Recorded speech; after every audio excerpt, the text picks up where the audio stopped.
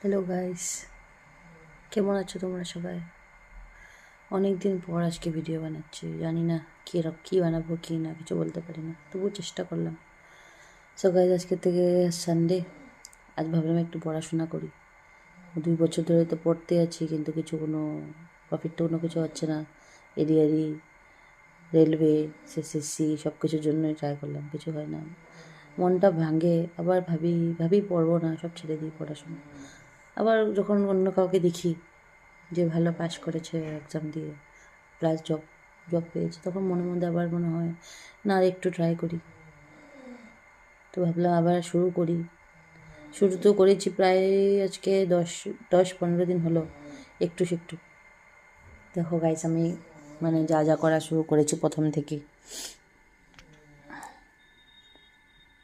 তা রেকর্ডিংয়ের অপশনটা কই?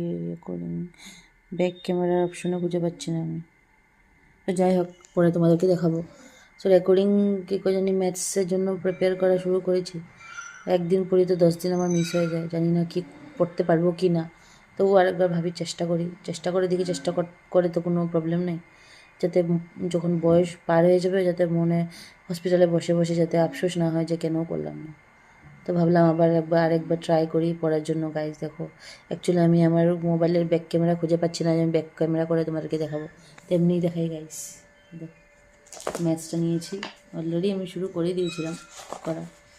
ভাবলাম এখন আবার প্রথম থেকে ট্রাই করি, দেখি কতটুকু করতে পারি। ভাবলাম ভিডিও একটা বানাই যাতে এটা মেমোরি হিসেবে থেকে যায়।